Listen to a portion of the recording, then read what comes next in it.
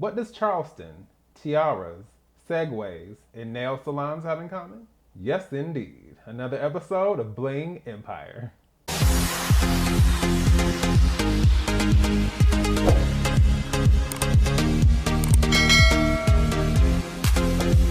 Hey everyone, this is D, Movieman, fellow cinephile, popcorn addict, and emerging film critic, coming to you with reliable recaps, reviews, and reactions.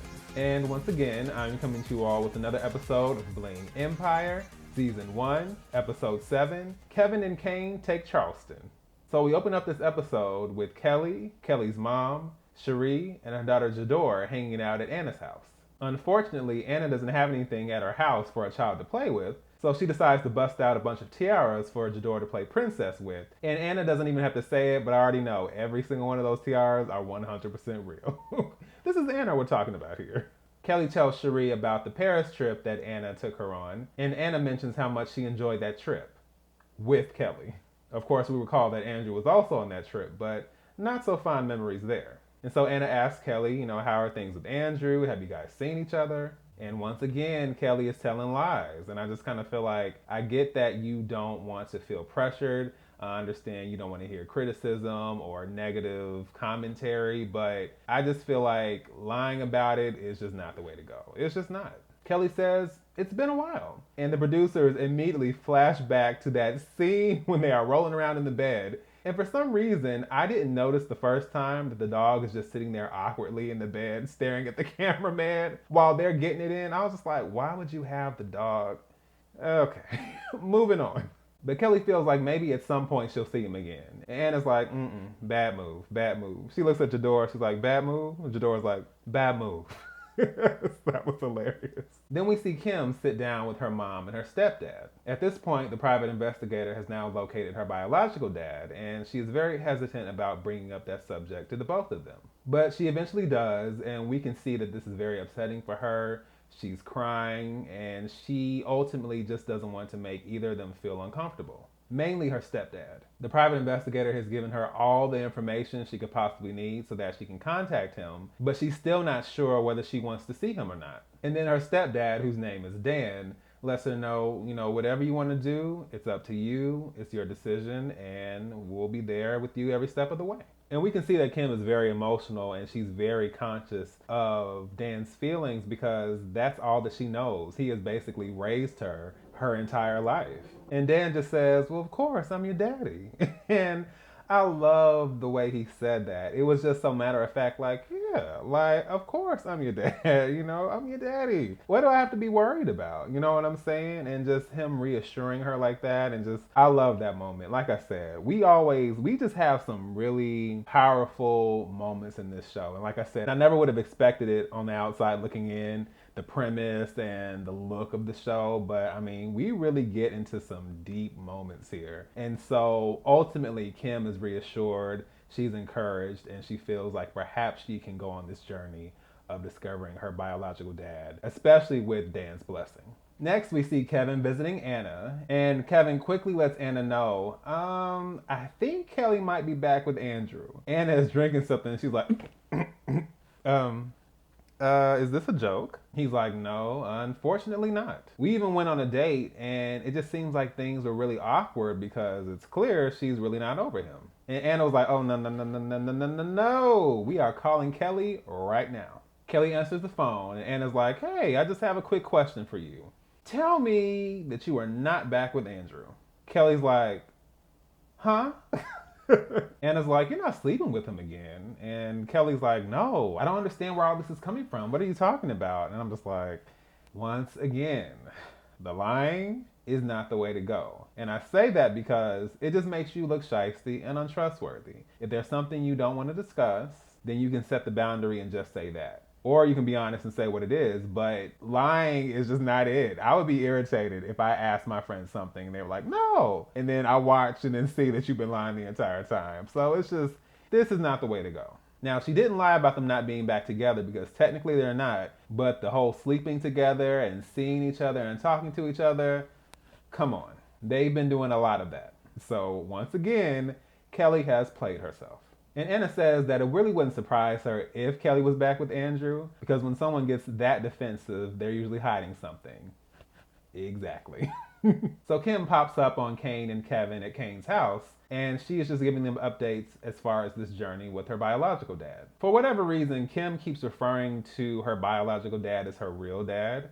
And I think maybe she just doesn't have the right terminology. But I just think that's a really awkward thing to say because your real dad is the man who has raised you and cared for you and continued to love you and support you this entire time. So that was kind of awkward. I understand what she means, but to me, it's just kind of an awkward thing considering who the real dad is. I just think real is the wrong word here, but I'll let that go.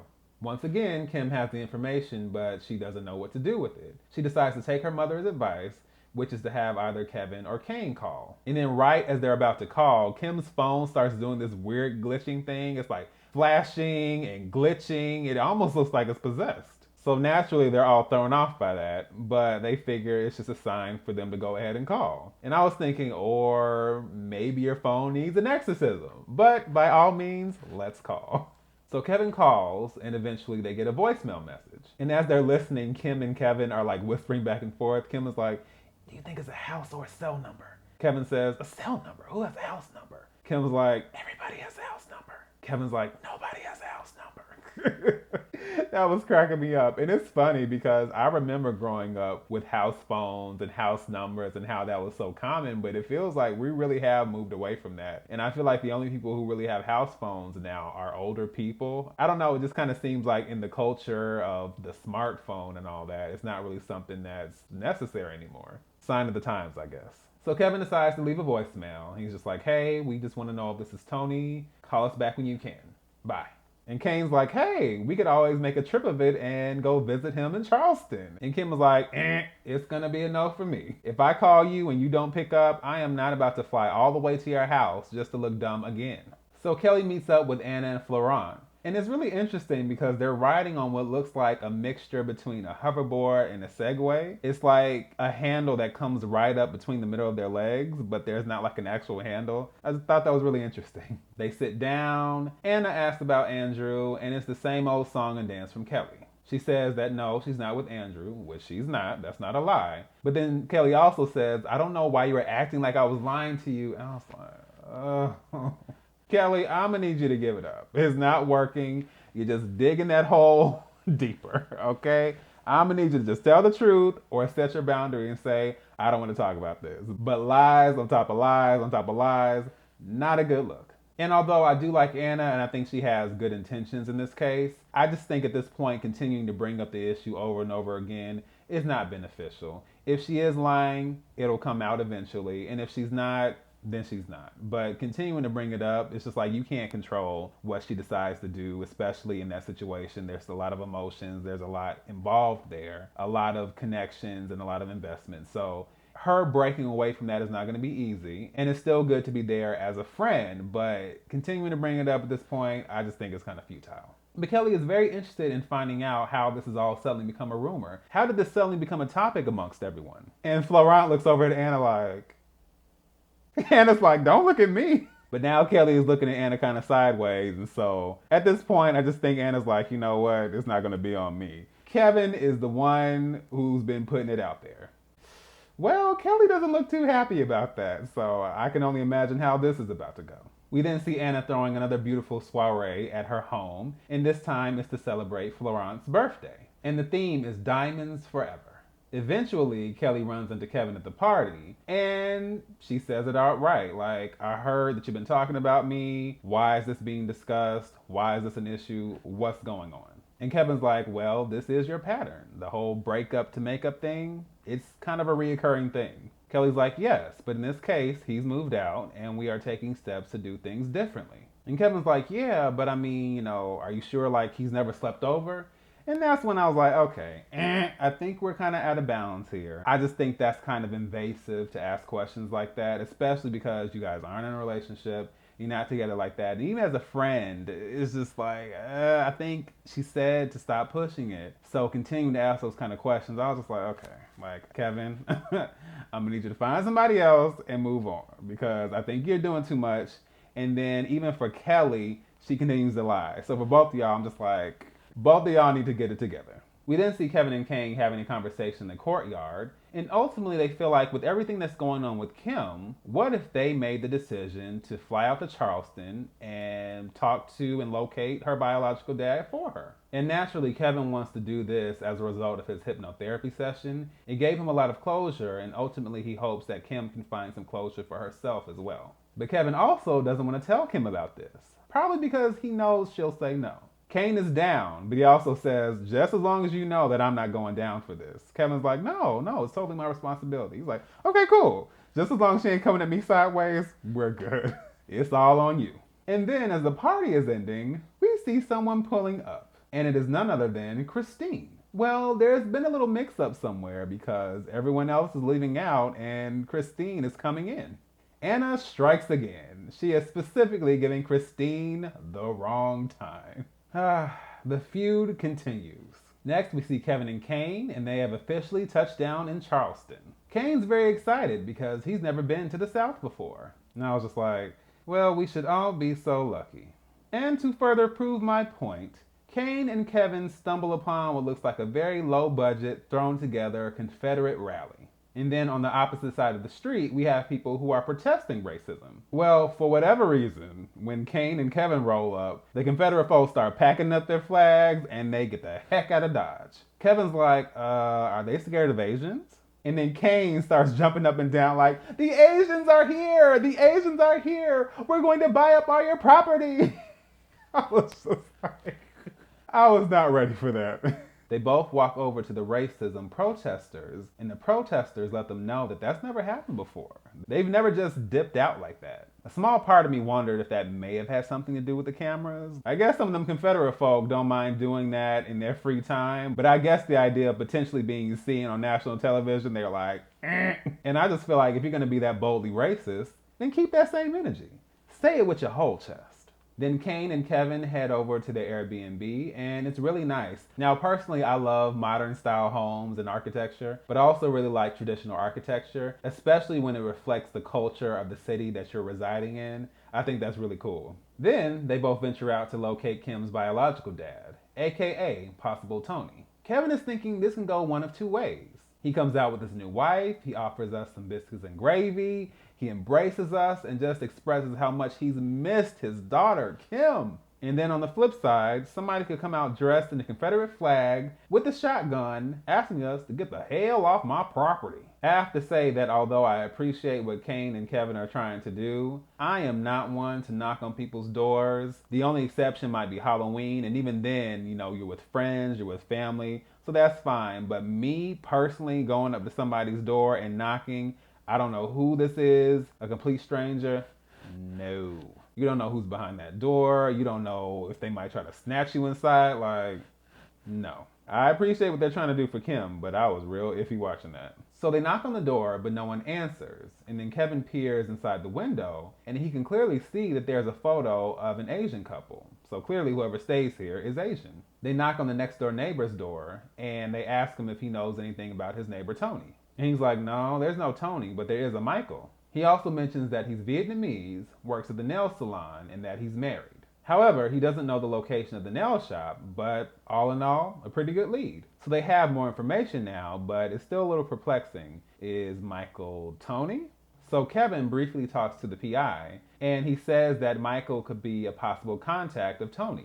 So the PI then gives them Michael's contact information. They call Michael and they ask him if he knows anything about a Tony or a Kim Lee, but he's clueless.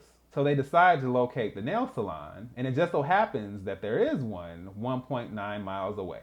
Kelly and Andrew have another conversation, and you guys already know how I feel about that. Kelly asks Andrew how he feels about being friends right now, and he says for the most part he's fine with it. His only issue would be if there was any dishonesty in the breakup, or if she was dating someone and he didn't know about it. So he goes ahead and he decides to ask her outright, have you been going out with somebody? And Kelly admits that she did go on a date with Kevin. Andrew doesn't want to be lied to. He feels like he's been stabbed in the back. Kelly still feels like they're not in a place where they need to be together. And I'm just like, these two. We jump back to Kane and Kevin, and they are making their way to the nail salon. Let me go ahead and say, I was looking at Kane's jacket in the confessional, and I was like, yes, once again, I really need to talk to Kane himself or his stylist or whoever helps pick out his clothes, because a lot of the stuff he wears, especially in the confessional, I'm just like, I would wear all that. Like, I don't know. I love really bold, distinctive, unique things. So I just, yes. Every time I see his stuff, I'm like, I think you and I need to have a conversation. They pull up to the nail salon, and to make a long story short, Michael still doesn't know who Kim is. They show him Kim's picture. He still has no idea who she is. But to Kane and Kevin, it's still very up and down. What if he is Kim's dad and he feels guilty and doesn't want to admit it? Or what if he really doesn't know Kim? It's still very up in the air. Kevin feels like he might be lying and doesn't want to tell the truth because he doesn't want to be exposed. But there's really no way for them to know. Ultimately, it's up to him if he decides to reach out, and they both can be content knowing that they made the best effort that they could. So they head back to the Airbnb and they're about to go to bed. Then all of a sudden, Kevin gets a call, and it is from none other than possible Tony. So of course, they're both like, wait, what's going on? So a woman answers the phone and says, "You're looking for Tony, right?" Cut to black. Oh, like, let me just say this. I am so glad that this is not a weekly show and that you can just binge and pop to the next episode, because I would be so mad if I had to wait another week for this. I was just like, oh, are you serious? So we have had some real serious cliffhangers throughout this series. So yeah, but I cannot imagine like what the outcome of that is going to be. And then, you know, we're headed into our finale. So what's going to happen with everybody? How do we close everything out? I'm really interested in seeing what's going to go down. So once again, this is D, Movie Man, signing off, and I'll see you at the movies.